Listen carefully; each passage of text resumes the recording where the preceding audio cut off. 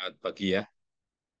Eh, kita mulai perkuliahan dengan materi uji koheren. Nah, saya share dulu nih. Share screen.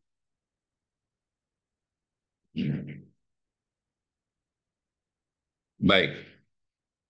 Jadi uji koheren itu eh, kalau dalam rancangan percobaan itu desainnya mirip rancangan ajak kelompok lengkap ya. Jadi ada eh, K atau C perlakuan ya yang masing-masing ini diaplikasikan pada tiap-tiap blok. Jadi setiap blok ini ada apa namanya perlakuan satu sampai perlakuan ke K ini. Ya. Nah di sini ada secara umum ada R blok, ya. Perlakuannya ada C atau K. Ya. Di sini eh, notasi di sini K, tapi sebetulnya di sini dalam tulisannya C. Sehingga kita punya tabel di sini R baris dan C kolom. Ya. R baris dan C kolom.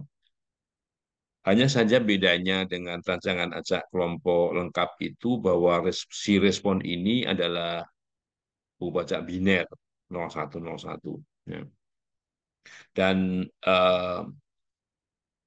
marginal atau total marginal untuk tiap blok ini kita notasikan dengan sesuai dengan nomor bloknya yaitu R1 sampai RR dan total kolomnya C1 sampai C, kalau kolomnya ada sebanyak C ya C, ini CK ya.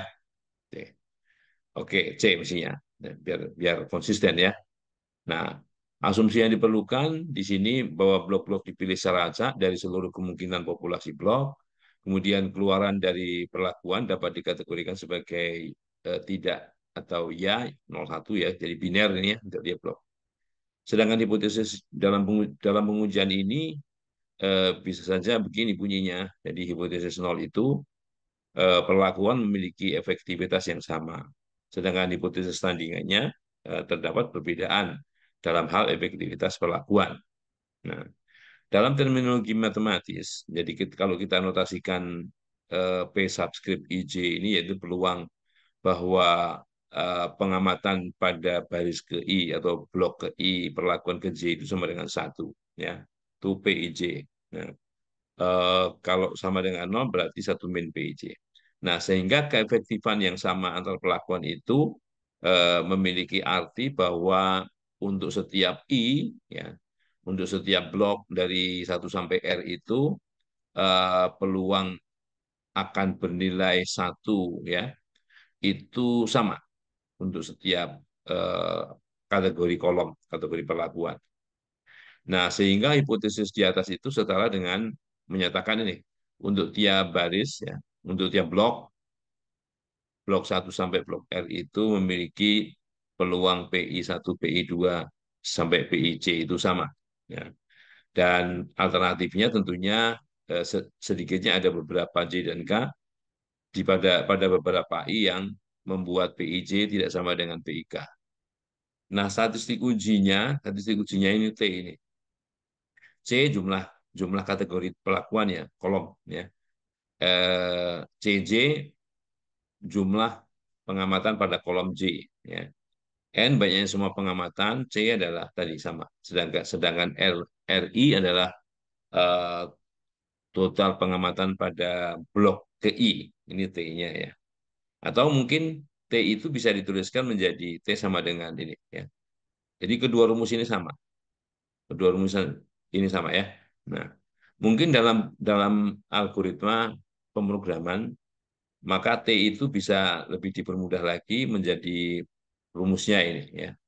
Jadi ketiga, bahkan ketiga ini sama ya. Nah, kriteria penolakan hipotesis nolnya tentunya menggunakan eh, bahwa karena T ini berdistribusi chi kuadrat dengan derajat bebas banyaknya kategori perlakuan min satu atau C min satu, maka tolak hipotesis nol apabila T itu berada di daerah kritis atau lebih besar dari chi kuadrat dengan derajat bebas C min satu tergantung alfanya berapa. Ya. Oke, kalau ini notasi satu min alfa ini kalau kita membuat atau menggunakan tabel Chi kuadrat yang kumulatif perhitungannya dari sebelah kiri ya, 1 min alfa. Oke. Nah, ini teladan ya. Teladan ini ada sebuah perusahaan roti ingin menguji produk roti santapan ringan dengan 4 macam rasa, yaitu coklat, nanas, kacang, dan durian. Nah, 12 konsumen secara acak dipilih. Nah, ini sebagai blok ya, konsumennya sebagai blok. Dan diminta merasakan keempat produk baru tersebut. Kemudian menyatakan apakah suka, kalau suka diberi angka 1, atau tidak suka diberi angka 0. Jadi kalau di eh, apa namanya layout datanya apabila kita menggunakan SPSS untuk mengolahnya, maka bentuknya seperti ini. Jadi konsumen sebagai variabel, kemudian ada coklat, nanas, kacang, durian. Nah, 0 dia tidak suka, 1 suka ya.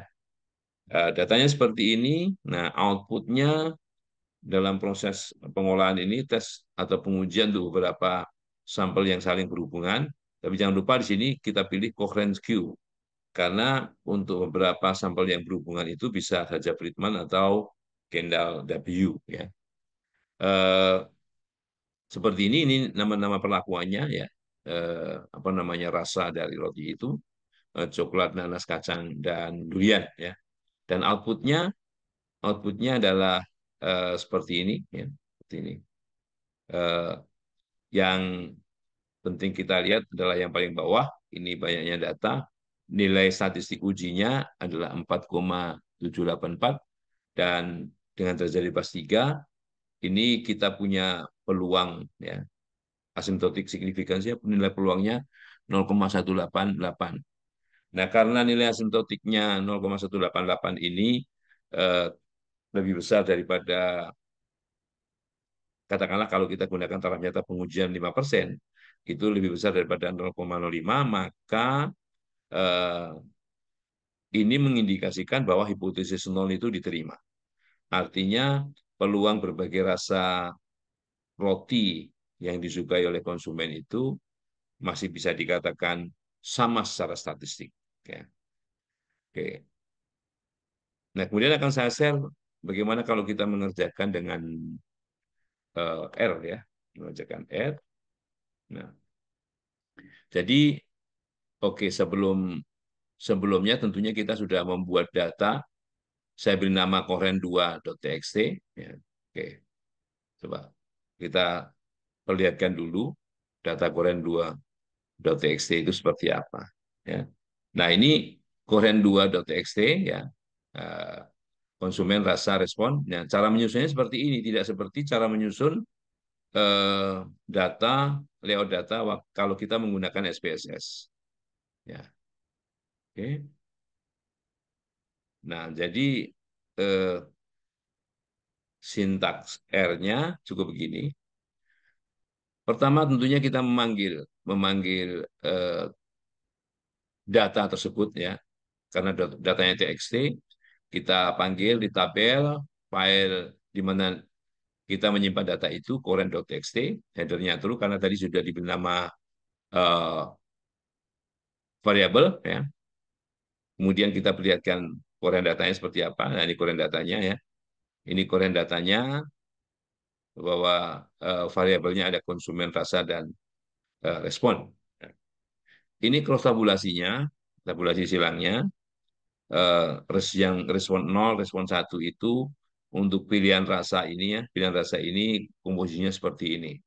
Dan uji korennya itu dengan memerintahkan koren underscore qtest, ini koren data, karena datanya kita beri nama koren data, kemudian di sini ada rasa, ya, kemudian di sini konsumen sebagai blok, ya, kita menguji rasanya di sini. Oke, nah, sorry,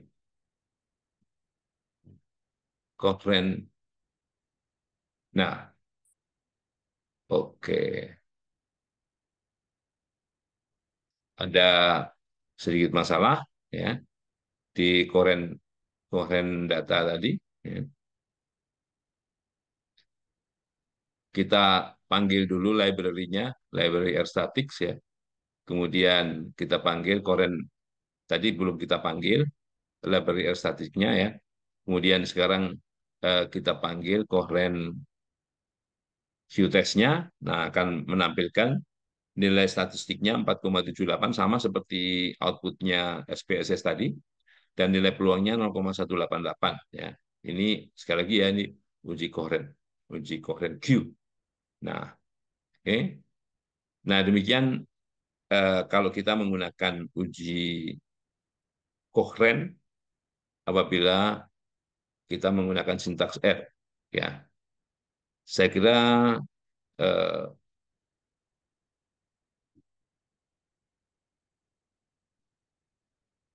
ya, oke. Saya ulangi dulu ini karena tadi kayaknya belum masuk di R-nya ya. Jadi kita mesti memanggil library R static di sini ya. Library R statiknya dipanggil dulu di running ya, dijalankan kemudian kita eksekusi ya, eh, memanggil data Koren 2 datanya ya.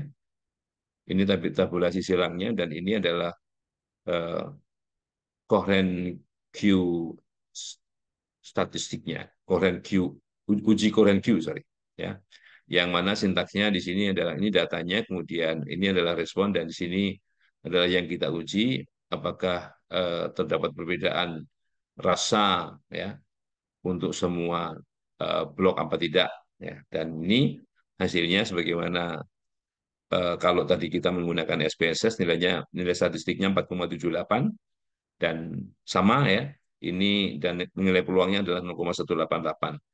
Nilai peluang ini mengindikasikan bahwa hipotesis nol diterima. Jadi eh, untuk semua blok ya rasa coklat, nanas, kacang dan durian itu memiliki peluang yang sama. Mungkin itu yang bisa saya sampaikan untuk uji kohren pada pagi ini.